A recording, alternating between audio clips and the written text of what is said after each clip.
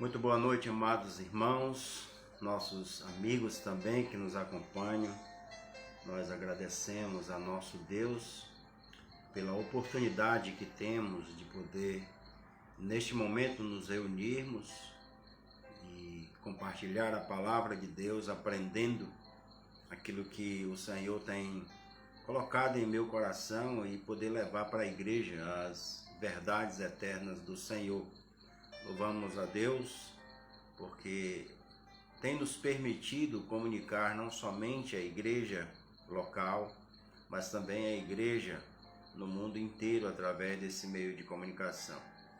Verdade é que, por impedimento de alguns, não podemos estar reunidos como gostaríamos, mas nós aguardamos a vontade de Deus e também a nossa disposição e coragem para juntos enfrentarmos as barreiras na vida física e na vida espiritual. E que hoje, mais uma vez, a gente possa, em comunhão no Espírito Santo, aprender da palavra de Deus e transmitir a mesma na nossa vida, nos nossos familiares, aonde quer que a gente esteja. Então, eu louvo a Deus porque, apesar de alguns estarem presos, ou com medo, ou não se locomovendo muito, a palavra de Deus não está. Ela tem alcançado a quem deveria, tem declarado a graça, a bondade e a misericórdia do Senhor e mostrado uma esperança que vai além do que nós podemos ter neste mundo.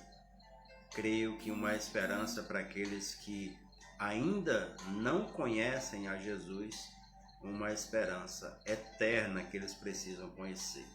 Eu louvo a Deus então pela vida de cada irmão que já está conosco. Quero agradecer todos que participam dessa nossa transmissão. Já tem alguns aí, o irmão André, a irmã Tássia e a irmã Ieda, que já deram o seu boa noite, deram aí o seu legal, né, que estão conosco, e creio que outros irmãos também, que logo mais estarão entrando também nessa transmissão. Mandora também acabou de entrar, e outros irmãos que já também fizeram aqui o seu aceno, né, deram o seu comentário. Tem aqui a irmã, mais aqui, acho que a irmã Ieda, né? Também a irmã Dora foi a última, exato. E outros que já também deixaram o seu comentário e estão entrando. Irmã Milene, agora a irmã Zilda com o seu Manuel, também estão acompanhando conosco. Vários irmãos que nos apoiam e que estão dispostos, né, a aprender mais da palavra de Deus. Hoje eu vou dar continuidade àquilo que nós temos aprendido na carta de Paulo aos Gálatas, a qual ele está defendendo não só o seu apostolado, ou seja, o seu chamado, mas também defendendo principalmente a salvação exclusivamente na graça de Cristo, ou seja, que a graça é suficiente, não precisa acrescentar à graça qualquer preceito, qualquer regra, qualquer lei para a salvação. Gosto de dizer que os mandamentos do Senhor são para observar as nossas obediências a Ele, né? Se nós somos filhos obedientes ou não, mas isso não salva. Quem salva é Jesus Cristo.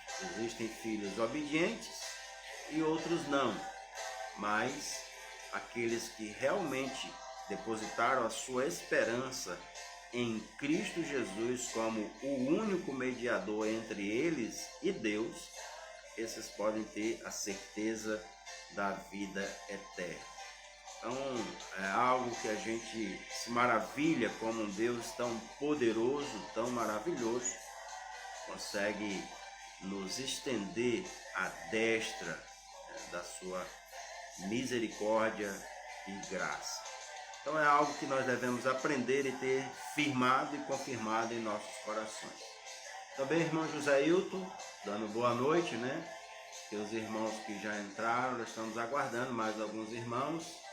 Já tem aqui pelo menos quase uma dezena.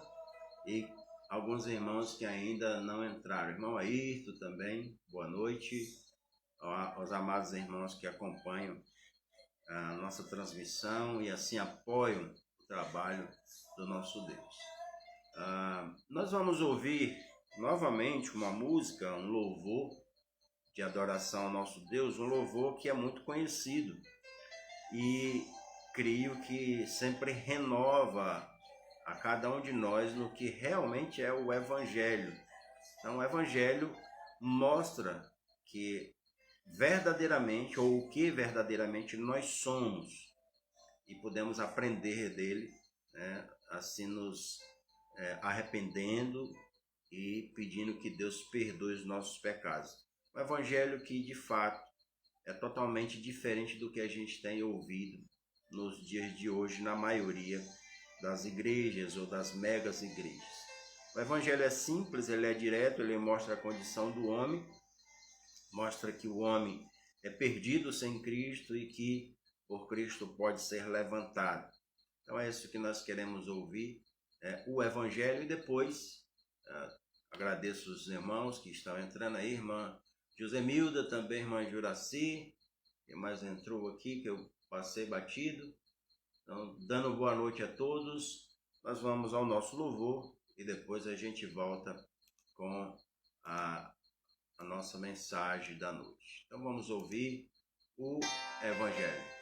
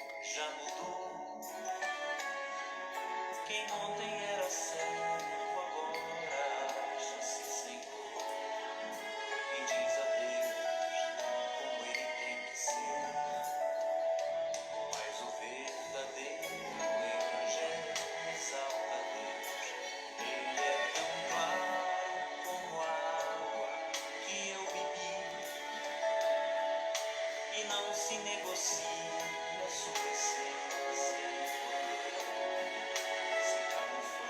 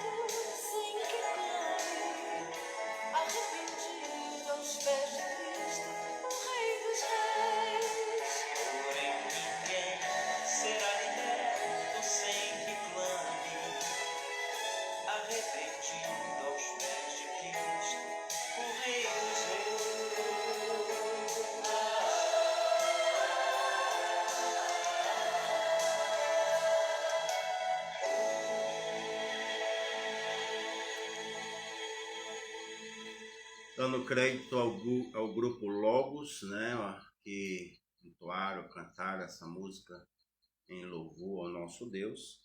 De fato, mostra a verdade do que é o Evangelho. O Evangelho realmente desvenda os nossos olhos. O Evangelho é que mostra quem somos e como podemos chegar até Deus por meio de Jesus Cristo. Então, irmãos, nós queremos agradecer ainda aos irmãos que entraram na pandemia, a Ellen lá em Taumaturgo, tá bom de vir passar o Natal por aqui, né? Também o Samuel, nosso irmão Samuel Lima e Benedito Pontes também que estão acompanhando.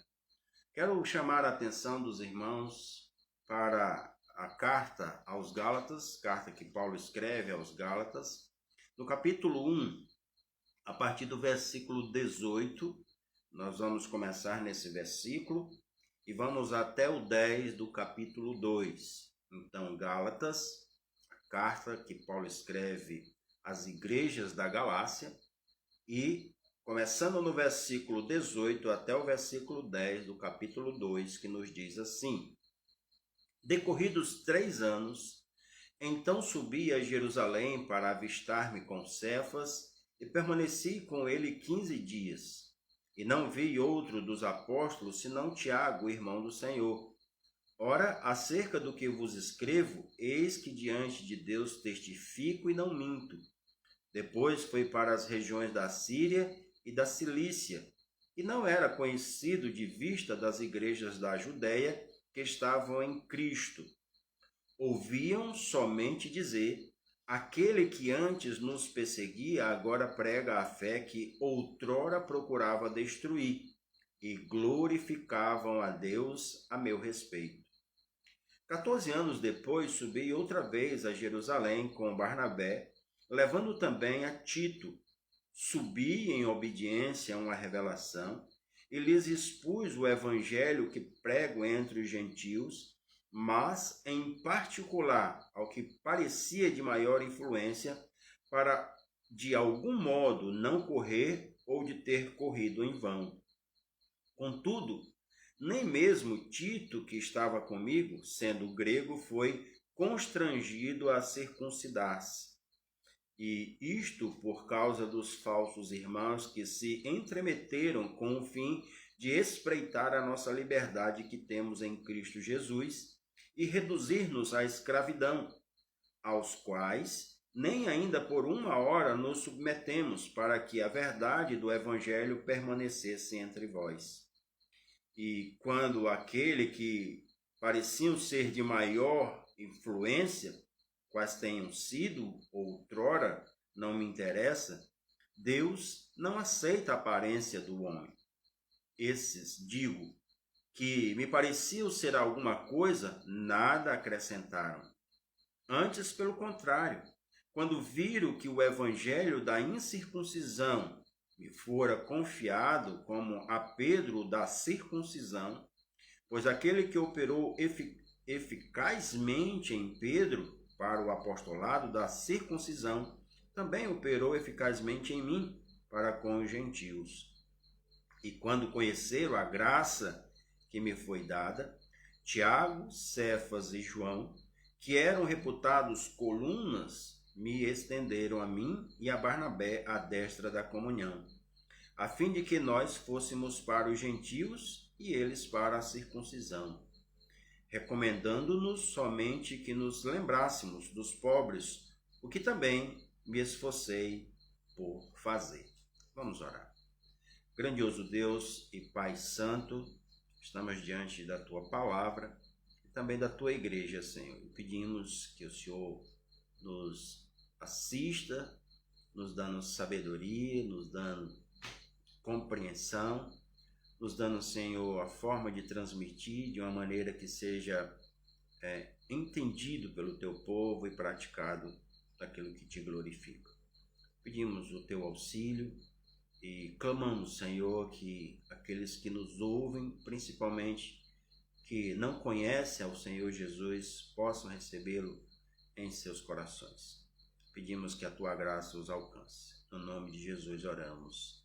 Amém, Senhor. Salvação exclusivamente pela graça, é o que nós temos abordado nesta carta. O apóstolo Paulo, ainda confirmando e defendendo a salvação pela graça e a santificação pelo Espírito Santo, independente da lei mosaica, passa a mostrar aqui o evangelho que transforma, uma graça que nos alcança e transforma o que lhe fez apóstolo, ou seja, o que lhe chamou para o ministério. A palavra apóstolo significa enviado de Deus, aquele que foi chamado para uma obra específica. Então ele apresenta o que aconteceu depois da sua conversão, como ele partiu para a Arábia, ainda tentando entender o seu chamado, isso aparece no versículo 17 de Gálatas, e se preparando para cumprir a ordem do Senhor. Depois ele vai para Damasco, pregando o evangelho independente, mas não diferente do que os apóstolos pregavam, mesmo não conhecendo os apóstolos.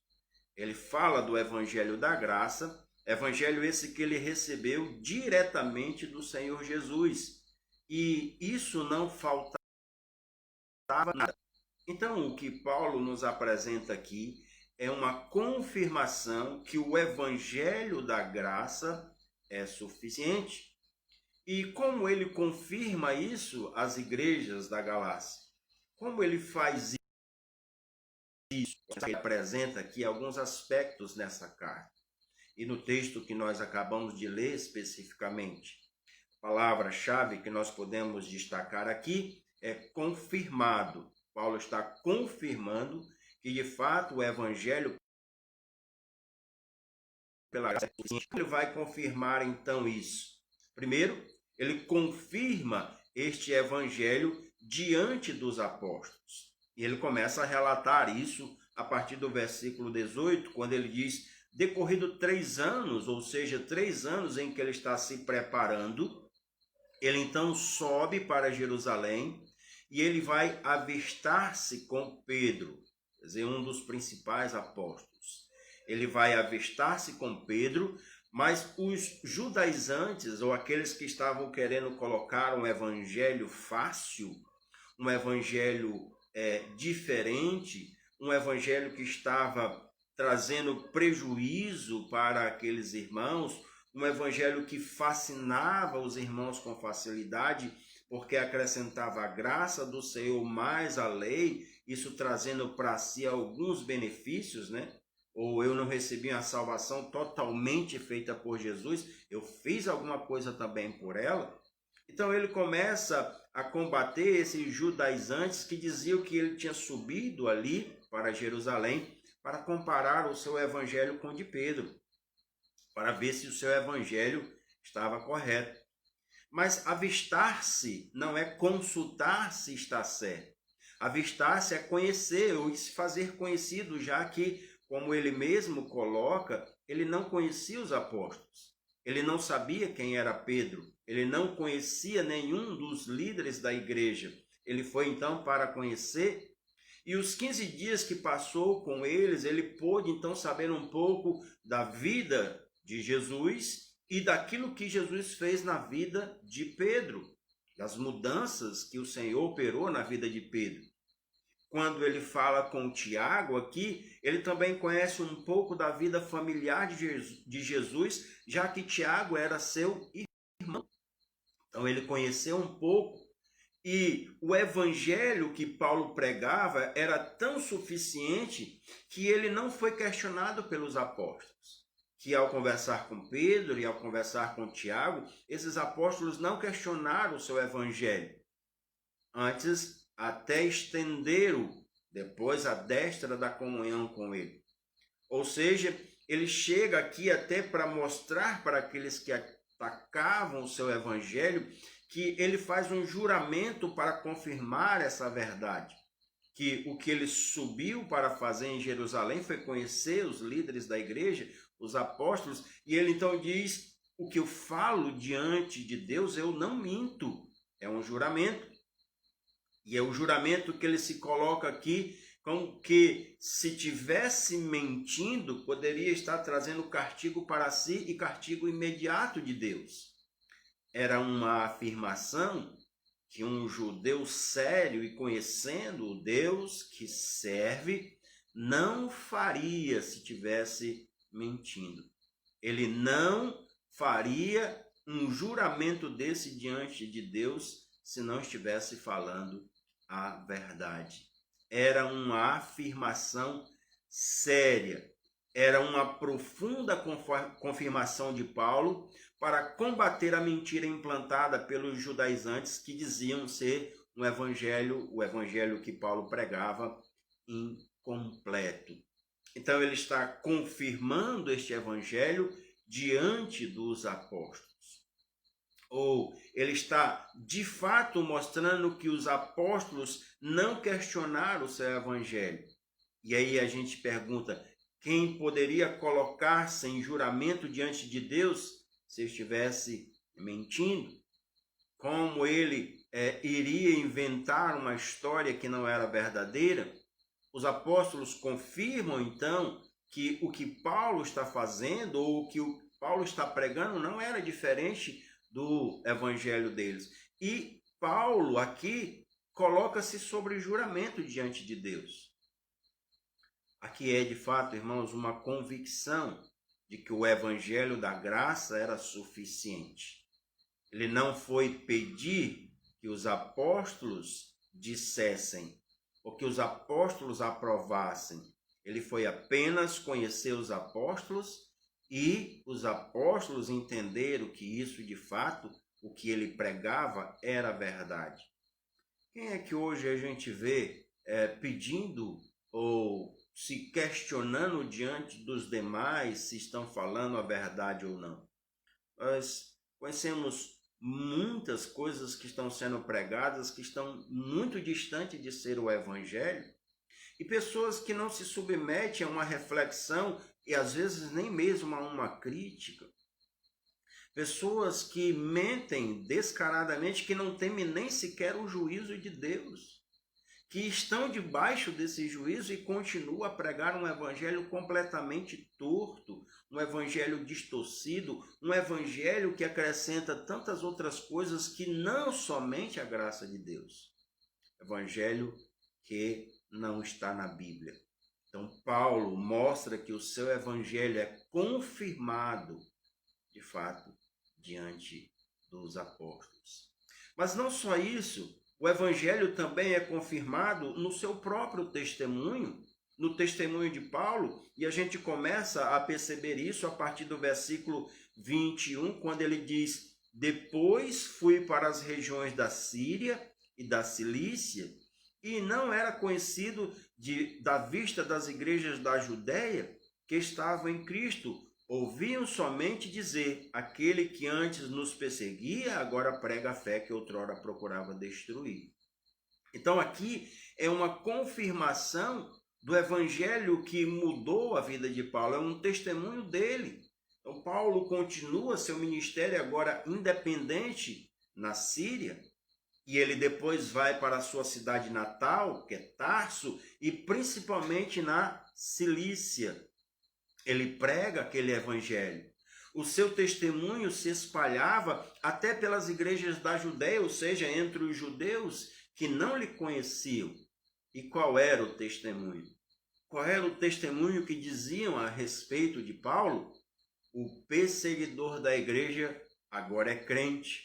Agora ele prega a fé que tentava destruir. Ele agora de fato é um convertido, mudança. E ele então mostra isso na sua vida. A sua conversão foi tão rápida e ainda era muito discutida entre alguns irmãos. Alguns nem acreditavam que era verdade.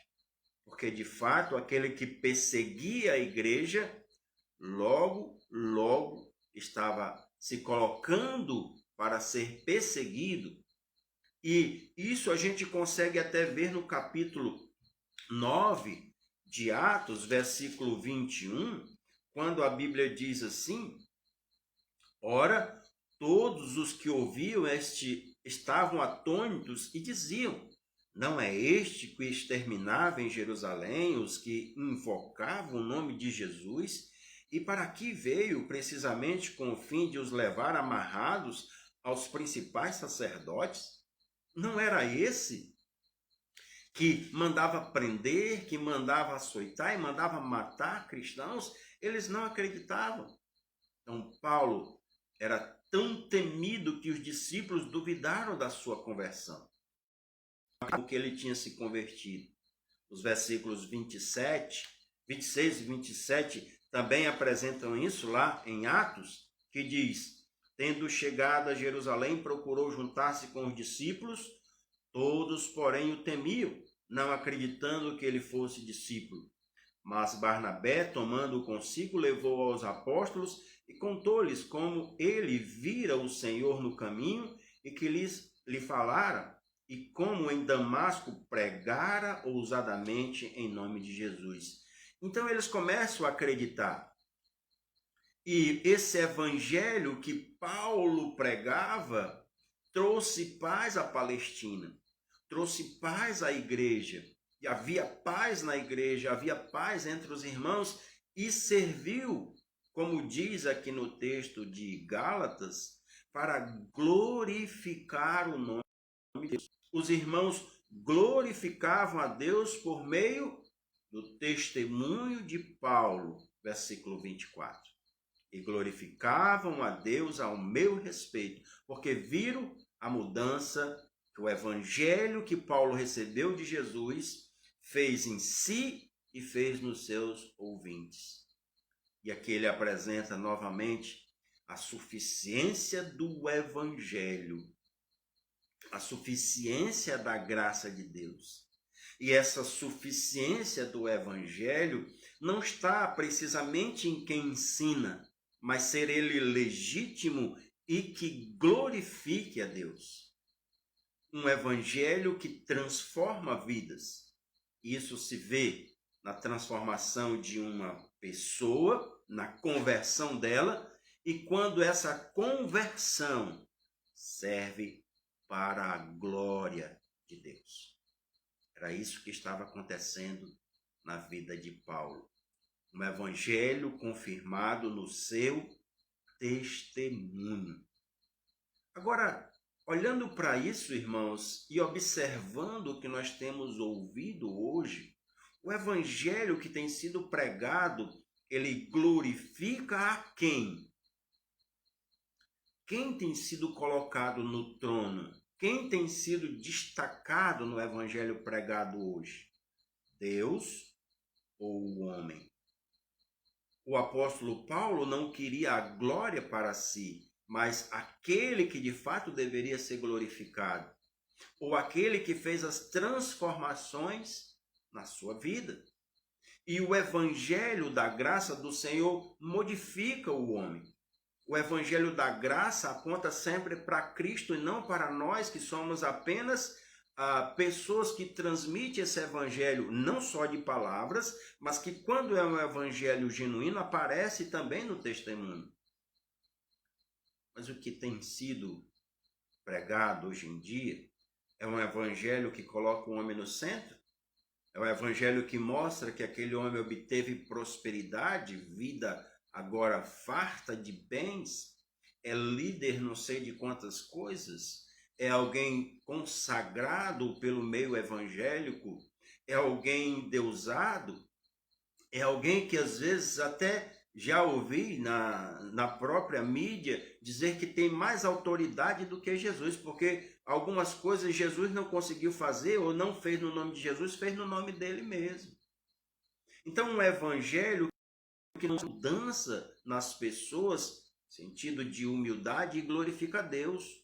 O evangelho hoje muitas vezes pregado é glorificar o homem e diminuir a Deus como um servo. Botar a Deus a serviço da humanidade. E Paulo estava mostrando isso totalmente diferente.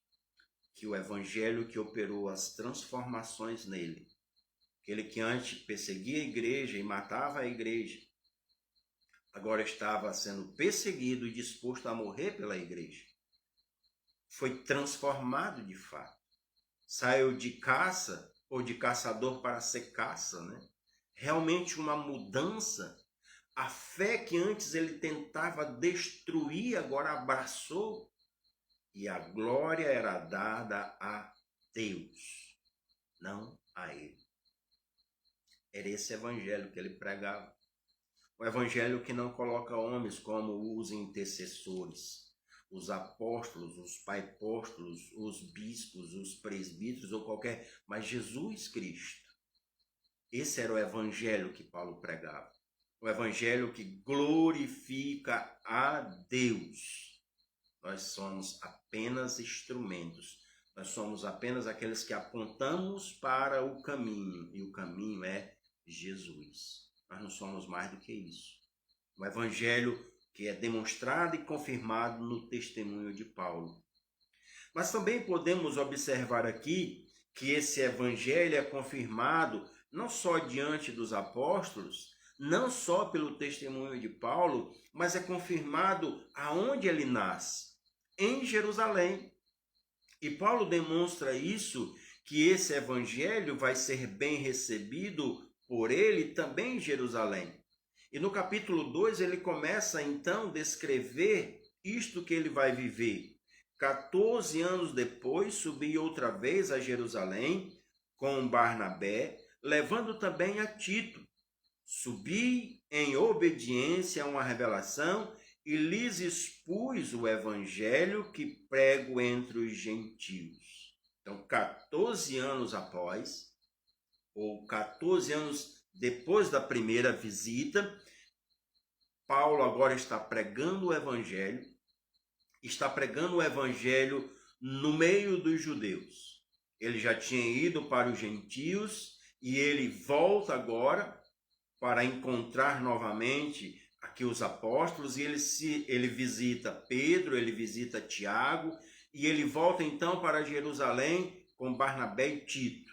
E ele começa a pregar o evangelho naquele povo, não por sua própria vontade, como diz o próprio texto, mas porque ele estava obedecendo a ordem do Senhor. Ele estava ali como um servo a obedecer aquilo que em revelação apresentou-se para ele. Então ele vai pregar a Jerusalém, ou ao povo de Jerusalém. E Paulo foi pregar ali aos judeus o mesmo evangelho que tinha pregado aos gentios. Que ora ele fala aqueles que eram da incircuncisão, se referindo aos gentios, e os da circuncisão, referindo-se aos judeus. Só que Paulo, ao pregar esse evangelho, novamente ele vai encontrar obstáculos, ele vai enfrentar alguns pontos divergentes, já que a igreja em Jerusalém não estavam aceitando facilmente. Os judeus não queriam aceitar o evangelho pela graça somente, eles queriam também impor aos gentios a circuncisão. Eles queriam que, além da graça, além de crer em Jesus Cristo, era necessário a lei mosaica. E Paulo e Barnabé foram duros contra essa ideia. Até mesmo eles dão exemplo, como vocês querem que os gentios façam a circuncisão, se nem os judeus estão fazendo? Eles citam aí a questão de Tito, que era grego. Nem ele fez, nem ele circuncidou. Por que os gentios têm que fazerem isso? E por causa dessa divergência, começa-se um concílio, ou seja, uma reunião das igrejas ali em Jerusalém, no capítulo 15 de Atos, para decidir a questão. O que nós vamos fazer a respeito disso? E a igreja então tem um debate. Paulo debate com a igreja e também Barnabé. Eles defendem a salvação exclusivamente pela graça. E quando defendem, segundo o que Paulo coloca aqui nesta carta, é que ele foi em particular aos que pareciam maiores. Ele foi aos colunas da igreja, versículo 9. Os colunas aqui eram a base. E quem é as colunas da igreja? Versículo 9 responde: E quando conheceram a graça que me foi dada, Tiago, Cefas, que é Pedro, né, e João, que eram reputados colunas, me estenderam a mim, a Barnabé, a destra da comunhão. Então, ele vai diretamente aos líderes. E ele fala por que ele foi aos maiores da igreja. Ele mostra porque a sua ideia de ir aos maiores da igreja, para não correr em vão, não de ficar discutindo nas esquinas ou não ficar debatendo com quem não pode mudar. Ele foi então com os líderes, mostrar o evangelho da graça. O que o evangelho da graça tinha feito entre os gentios. Ele apresenta a transformação. Mas essa questão estava sendo debatida em Jerusalém porque existiam falsos irmãos. Falsos irmãos que tinham transtornado ali aquela igreja. E esses falsos irmãos eram judeus convertidos, entre aspas, ao cristianismo, que queriam impor a lei mosaica, ou que queriam impor a salvação à lei de Moisés. Então era esse o problema também entre os Gálatas. Alguém que estava querendo impor a lei de Moisés, a salvação em Cristo Jesus. O que Paulo estava dizendo, esse não é o verdadeiro evangelho, é outro evangelho. O evangelho que vocês depressa estão mudando. Vocês estão passando para outro evangelho que não é um evangelho que agrada e glorifica a Deus, mas que agrada ao homem. E alguns fazem isso para tentar manipular vocês, para tentar persuadir vocês, para tentar escravizar novamente vocês. Vocês que têm a liberdade em Cristo, e é isso que ele vai apresentar. Vocês que agora estão livres em Cristo, eles querem novamente levá-los à escravidão. Eles querem novamente colocar o rigor da lei. Eles querem novamente colocar que vocês cumpram regras e preceitos para que sejam salvos. E aí Paulo mostra que qualquer coisa que seja acrescida à salvação ou à justificação pela graça em Jesus Cristo não se deve dar crédito. Que ele diz no versículo 5, falando desses falsos irmãos, os quais nem ainda por uma hora nos submetemos, para que a verdade do evangelho permaneça entre vós. A ideia, não devemos dar ouvido àquilo que não é verdade. Não devemos prestar atenção naquilo que nos escraviza de novo. Apenas está suficiente com a graça de Deus. Então ele fala abertamente tudo o que o evangelho da incircuncisão ou pregado aos gentios fez em sua vida e na vida dos gentios. Como aquele povo que não tinha lei agora entenderam completamente o que é a graça e como a graça transformou a vida deles. E como foi eficaz ou sem necessidade de lei alguma. Não foi preciso acrescer alguma lei. Isso ele mostra no versículo 8. Pois aquele que operou eficazmente em Pedro para o apostolado da circuncisão, ou seja, entre os judeus, também operou eficazmente em mim para com os gentios. Eficaz, suficiente, não precisa de algo mais. E o que acontece então quando ele apresenta isso? As colunas da igreja, Pedro, Tiago e João, não discordam. Antes, agora, estendem de fato a destra da comunhão. Eles apresentam e eles reconhecem que o que Deus estava fazendo por meio de Paulo entre os gentios era verdadeiro. E aqui eles conseguem aprender ainda um pouco mais sobre a suficiência da graça de Deus. Passam a apoiar a Pedro, a Paulo e a Barnabé, passam a incentivar, até dizendo agora vocês devem levar também esse evangelho, não esquecendo dos pobres. E é bem interessante isso aqui, né? Versículo 10.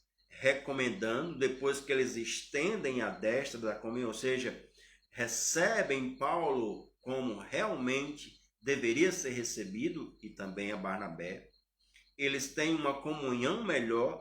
Aí ele diz, recomendando-nos somente que nos lembrássemos dos pobres, o que também me esforcei em fazer.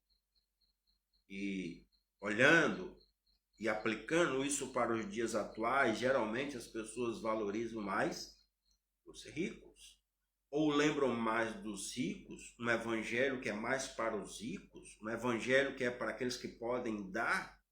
Inclusive, isso é colocado até mesmo nos desafios feitos para a oferta. Se você não dá muito, então você não ganha muito. Se você não tem muito para dar, então você é um pobre coitado. E a Bíblia diz que o evangelho é para os pobres, para que eles se tornem ricos da graça de Deus. Ricos da graça de Deus. A gente percebe claramente aqui. Paulo e Barnabé estavam levando o evangelho confirmado em Jerusalém, aceito pela igreja. Será que existe dúvida que o evangelho da graça é suficiente? Não precisa acrescentar nada a ele? Nenhum outro preceito da lei? Nem guarda de dia, nem festa, nem feriado, nem lua nova, nem coisa nenhuma, apenas Cristo. Que as demais coisas são criadas, preceitos de homens apenas para seduzir e enganar os homens e torná-los novamente escravos. O evangelho da graça é suficiente. E o evangelho da graça que é confirmado por Paulo, ele mostra isso diante dos apóstolos, ele mostra isso pelo seu testemunho e ele mostra isso para as igrejas de Jerusalém. Quando o evangelho é verdadeiro, ele é firme. 14 anos depois, Paulo continuava a defender a mesma coisa. Passa-se os anos até o final da vida, e Paulo, mesmo nos últimos dias de vida, ele diz, eu sei em quem tenho crido e estou bem certo que é poderoso, para guardar o meu tesouro até o dia final. Como um bom soldado de Cristo, ele combateu o bom combate, guardou a fé, e agora a coroa da justiça estava guardada. Algo que ele não mudou de forma nenhuma até o fim. O evangelho da graça de Deus o sustentou. Evangelho que é suficiente. Não precisa de nenhuma acréscimo. Agora, talvez muitas pessoas ainda levadas por um costume ou por uma cultura, sempre procuram acrescentar a este evangelho algo mais.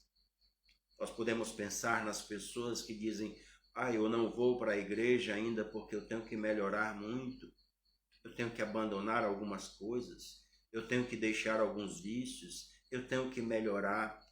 Isso aí é um evangelho falso. É um evangelho que procura ajudar a Deus na sua transformação.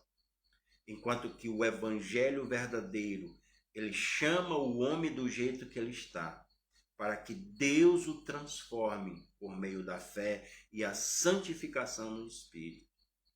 É o homem saber que ele não pode fazer nada para mudar a sua vida e depositar toda a sua esperança em Cristo Jesus, que purifica a cada um de nós dos nossos pecados e purifica pela lavagem do seu sangue, ou seja, o seu sacrifício na cruz. Esse é o evangelho puro e simples, o evangelho suficiente da graça, que transforma os nossos corações. Quando nós queremos acrescentar alguma coisa a isso, voltamos aos rudimentos da lei, voltamos à escravidão, voltamos a uma prática que não nos leva a nada e que não glorifica ao Senhor. Lembre-se, obedecer a palavra de Deus é apenas para mostrar de fato o quanto nós reconhecemos como Pai, mas quem nos garante a vida eterna é Cristo Jesus. Esse é o Evangelho da graça, que Cristo morreu pelos nossos pecados e ressuscitou ao terceiro dia para a remissão dos nossos pecados. Nada mais deve ser acrescentado a isso. Você crer nisso? Esse é o Evangelho que Paulo estava pregando. Evangelho que ele até diz aqui que até mesmo se um anjo descer do céu e pregar algo que vá além disso, seja considerado maldito. Era isso que ele confrontava diante das igrejas da Galácia. E ele estava admirado que muitos que se converteram ao cristianismo estavam abandonando essa fé da graça de Deus para abraçar as práticas da lei mosaica. Que você entenda que em Jesus Cristo há a salvação. Ele é o único caminho, a verdade e a vida. Ninguém pode ir ao Pai. Ninguém pode chegar a Deus senão por Cristo. Ele é o único mediador entre Deus e os homens. Cristo Jesus. Não há salvação em nenhum outro embaixo dos céus. Somente em Cristo. Nele você pode ter esperança. Se esse evangelho que você conhece, se esse evangelho que você aceitou, ele transformou a sua vida. Se a sua vida ainda não foi transformada, procure o evangelho verdadeiro. Creia no evangelho verdadeiro. Entregue sua vida a Cristo, pois ele mudará completamente o seu futuro. Que Deus aplique esta palavra em seu coração, porque eu tenho certeza que no meio das desventuras, no meio das tribulações e lutas, ainda assim você terá esperança, porque Cristo é a nossa esperança. Vamos orar. Querido Deus e Pai, santo e poderoso, muito obrigado pelo teu evangelho que desvenda de fato os nossos olhos, que tira o véu, Senhor, que tira a cegueira e nos mostra aquilo que o Senhor fez por nós com grande amor que nos concedeu. Muito obrigado por Jesus Cristo, que veio ao mundo para mostrar esse teu grande amor, dando a vida por nós, sendo nós ainda pecadores. Pedimos que o Senhor alcance outros corações, outras pessoas, a qual o Senhor já elegeu e escolheu para o teu reino. Assim como fez com Paulo, que essas pessoas possam se entregar e possam testemunhar da graça que o Senhor tem nos dado. No nome de Jesus oramos. Amém, Senhor. Quero agradecer novamente aos irmãos e pedir que compartilhem essas mensagens, que elas possam abençoar ricamente outras pessoas, louvando sempre a Deus pela bondade, pela misericórdia e pela graça que Ele nos concedeu em Jesus Cristo. Aos nossos amados irmãos que entraram novamente, ou depois, ou no decorrer da mensagem, o nosso boa noite. Também tem a irmã Vânia aí, a irmã Cristina, a irmã Janeide, novamente o Claudemir e outros aqui que eu não falei. Deixa eu procurar aqui, para ver se eu encontro todo mundo. Estou querendo achar aqui pelo menos a lista toda, né? Falta quem? Também tem a Artêmia, né? O Benedito já falei, o Samuel, os demais. O Itácio, Cosmo, ainda não tinha falado. Então, todos os irmãos e irmãs que nos acompanharam e outros que ainda irão acompanhar esta mensagem, que Deus abençoe poderosamente, ricamente a sua vida com a sua graça. Uma boa noite a todos. Se Deus permitir, estaremos novamente na terça-feira no culto de oração, guardando os irmãos, aqueles que podem vir, para intercedermos uns pelos outros e agradecer a Deus pelas bênçãos alcançadas. Então fiquem na paz do Senhor, tenham uma excelente noite, sempre descansando naquele que não poupou o seu único filho, antes entregou por todos nós. Que Deus abençoe as nossas vidas. Boa noite, fique na paz do Senhor e na sua graça. Até lá.